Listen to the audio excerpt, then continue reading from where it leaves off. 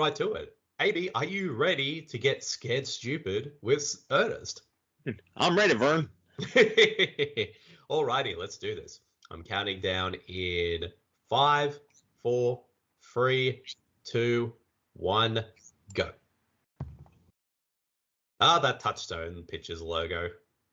Oh, I remember that fondly. Well, I think they actually went defunct only like a couple of years ago, from what I remember, like the early 2010s. Yeah, something like that.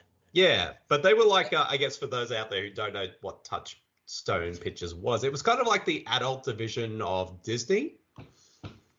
Like they sort of played more of the yeah, it's kind of like more grown up stuff than like the Disney brand they would want to have on. Indeed. But what was interesting though is like all the previous Ernest films that were like the previous 3 before this one, they were actually all distributed by Disney. But since this movie was a little too scary, they decided, you know what, let's Touchstone Pictures distribute this one for us instead, because they kind of felt like it's not as kiddie friendly enough for just the regular Disney brand. And just to start, like, I have to send out some love to this credit sequence. This is one, the beat is catchy, and 2, all these old school like public domain movie clips from like monster movies and sci-fi movies. Like it really does give you like a good indication of where this is going. Like it's good cheesy fun. Oh yeah, definitely. And I think when I as a kid seeing this film, it was this opening credits sequence that really took me into this film. Like, yeah. And I mean, I love the use of all the different, like you say, all the B horror films, including, the classic Nosferatu in there as well. And you're right. The hideous sun demon, that is awful. That's the thing, though. Like, I did not know.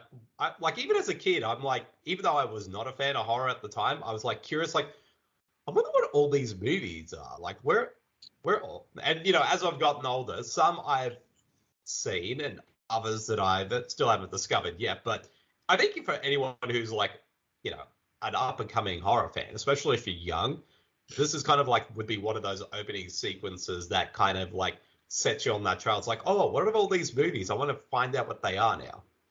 Yeah, this would be like a good like review project where it's like spend the entire month of October watching the movies featured in the Ernest Scared Stupid credits. Oh, that'd be a great idea, actually.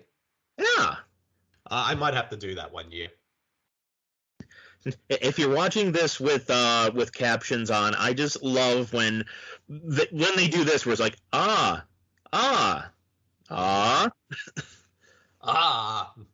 and it's not even like little girls screaming; it's just like ah.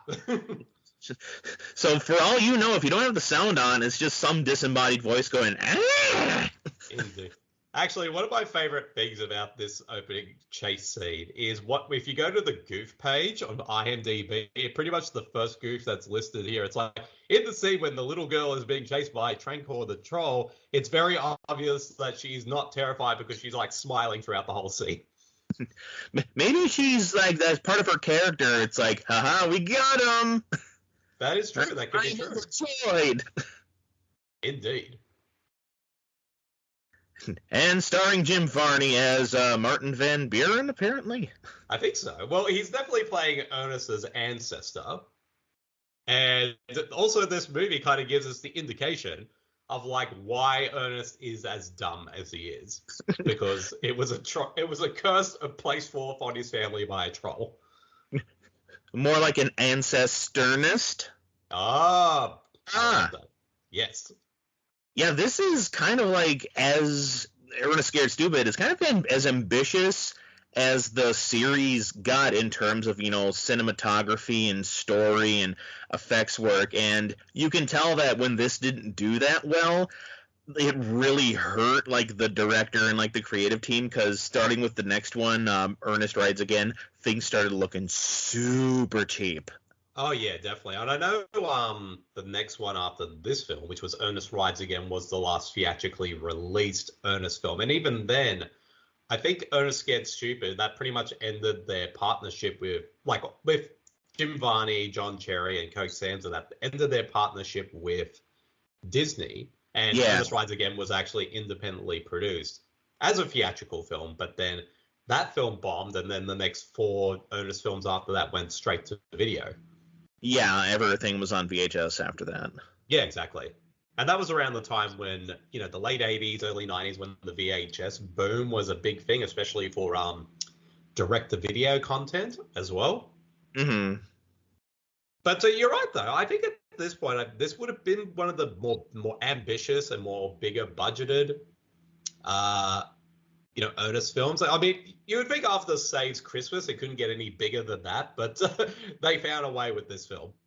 Yeah, like, they took him from Christmas to jail, gave him superpowers. Now he's fighting trolls made by the guys who did the Killer Clowns from Outer Space. Yeah, I was going to say, and bring this up a little bit later, that when Trancor the Troll unleashes his army, like, all the designs of all the other trolls in that army are the exact same molds as the ones that were used in Killer Clowns from Outer Space. Yeah, it's all the work of the Kyoto brothers. Yeah. Rimshot! We've got a lot of food, Rimshot. AKA the dog from The Mask? Is that the same dog? I think so. I'm not sure. I'd have to find out. I'm going to find out. And if there's not a credit for this dog actor on IMDb, I'm going to be upset. He's like Wishbone's more fun-loving brother, like Wishbone's working in public TV, and he's like, yeah, I'm going to do Ernest, and I'm going to do The Mask. Exactly. It sounds like got human players. What bullshit is this on IMDb? And of course, first 5 minutes of the movie, and Ernest dies. Yeah, it took a dark turn for the series. No wonder people thought it was scary. I got a bad feeling about this, Vern. Well, we all know, I think the last time we did Ernest Scared Stupid, Vern was in that film. Vern is definitely not in this film. Yeah. Well, according to this... Was he in jail? Was Vern in the jail one? I'm not sure. I haven't seen Ernest Goes to Jail since I was a kid. And I know for a lot of people, when they look at all the Ernest films, what they think is the best, some actually consider Goes to Jail as the best one because it's weird. Oh, that's weird. Oh yeah, I mean it's got two Ernest and also Jim Varney playing an evil sort of criminal who looks exactly like Ernest in that film as well. Yeah. So I'll have to give that one a rewatch at some point. Okay, I like this gag here. This gag I like as well. With the batteries, just even though they're out from the remote, we're gonna still zap it from a meter away. This is Ernest's life. Exactly. God has decided to smoke me, Vern. I'm too dumb to live, Vern. Well, according to IMDb, this is the second final Ernest film to feature Ernest's dog Rimshot. Yeah. I'm trying to remember which other movie was Rimshot in. Was he? I don't think he was in Scared Stupid. This is Scared Stupid. Oh, sorry. Oops, had a brain fart just then. I meant to say Saves Christmas. Sorry. Well, was he? I think maybe he was in Christmas. I don't know. I'm not sure. I'll have to find out. There's so much thing. There's so many bits of trivia I need to find out about this movies. Hello, I'm Officer Sheriff. Typical town sheriff. And I'm Mayor McDickhead. I'm Mayor McJerk. They should have just got Roy Scheider in this movie as the officer, and the actor who played the mayor in Jaws, and this could have just been another variation of Jaws again.